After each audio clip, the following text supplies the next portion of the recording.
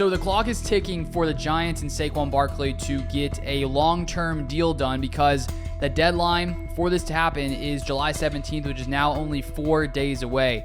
And it did come out yesterday from Diana Russini of ESPN that apparently both sides seem to be at a stalemate. Of course, early in the offseason, the Giants gave Saquon Barkley the tag. Saquon hasn't signed it. He doesn't want to sign the franchise tag, and he wants to sign some kind of long-term deal. And up to this point, the Giants haven't caved to Saquon Barkley's demands. Whatever those demands are, we don't know. And over the past few seasons, we've witnessed the running back market start to decline, and it looks like right now, Saquon Barkley is sort of sitting in the middle of this. Josh Jacobs also is in a similar situation over there in Las Vegas. But I think if you're the Giants, you already gave Saquon the tag, which he just needs to sign it if he wants to receive $10 million or so guaranteed. But my opinion is that the Giants shouldn't pay him more than that. I think that when you look at today's NFL, when you look at the running back position, I think it's much more a reasonable use of your resources if you, instead of paying a running back, $15 million, I would much rather pay a receiver $15 million. If you could get a receiver at $10 million, instead pay a receiver $25 million, invest in a super cheap back. I think it makes much more sense and makes your offense much more dependable overall. And if we look at some other running back deals that went down this offseason, one in particular, Miles Sanders was with the Eagles last year, where he averaged 4.9 yards per carry. He signed a 4-year, $25.4 million deal with the Panthers, which is only $6.34 million per year. And if you compare Saquon Barkley's stats to Miles Sanders, they weren't too different. Barkley actually ran at 4.4 yards a carry to Miles Sanders' 4.9 yards per carry. And so I think the fact that the Panthers were able to sign Sanders for only $6.3 million a year, if you would, let's say you looked at Miles Sanders' stats and then you tried to create some kind of contract for Saquon Barkley, I think that maybe it would come in around $10 million. I don't think that Miles Sanders, honestly, and Saquon Barkley are that different from each other when it comes to production. And if we look at 2021 for Saquon Barkley, it was a pretty down year, only averaged 3.7 yards per carry, a little bit better in 2022 at 4.4 yards per carry. But he hasn't really gotten back to his rookie season level. He ran for 5 yards a carry back in 2018 in his rookie season, 1,300 yards, 11 touchdowns. And I'm not saying that Saquon Barkley isn't a good running back. He clearly is. He ran for 1,300 yards, 10 touchdowns. He's productive, and he gets the job done, and there's no doubt that defenses key on him, keep an eye on him, stack the box, and so it's probably harder for him to run for more yards just because of his talent and ability. But I think nowadays, when you have the ability to put lots of different running backs back there who are cheaper, then it just doesn't make as much sense to give Barkley some kind of contract. And I did see that Barkley he said he may sit out if he doesn't get a long-term deal.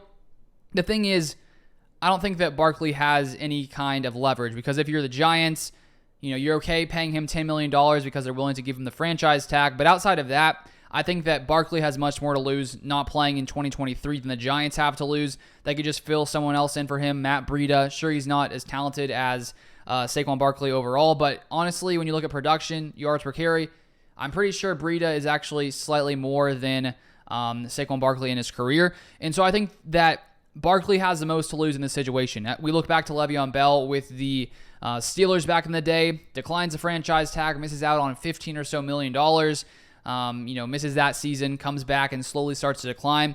And when you're a running back, clearly I understand Saquon Barkley. He wants to make money. He wants to make as much money as possible. And it's just an unfortunate circumstance, an unfortunate reality for running backs, the fact that they're just devalued. The market devalues them because there's so many different backs you can find. Later in drafts, you don't need to invest, $15 million in running backs to find a back who can be very productive. And I think that if you look at certain teams, like I think teams like a team like the 49ers, last year, they invest a ton in Christian McCaffrey. They bring him in. And I think unless you're a team that's sort of firing on all cylinders, maybe then you try to add a piece at running back that's a little more expensive. But I think for a team like the Giants that is super weak at receiver, it doesn't make sense to pay Barkley, $12 to $15 million. As I said, I would much rather use that money, try to invest in a receiver. You look at the top 3 receivers for Daniel Jones right now in New York: Isaiah Hodgins, Darius Slayton, and Paris Campbell. So I think that, honestly, I was thinking before this video, I think the Giants should be in on the DeAndre Hopkins sweepstakes. I know that the Giants only have $3.8 million in cap space, but I saw some kind of report out there. This was from Boomer Esiason, who said that a deal could get done by Monday worth around $14 million. I don't know if that's his opinion. Who knows? But if you were going to pay $14 million to Saquon Barkley, I think that Hopkins could potentially make in a similar range. I would much rather have DeAndre Hopkins on the Giants than Saquon Barkley personally, because as I said, I think that you can get somewhat good production from any running back there as long as they're somewhat talented.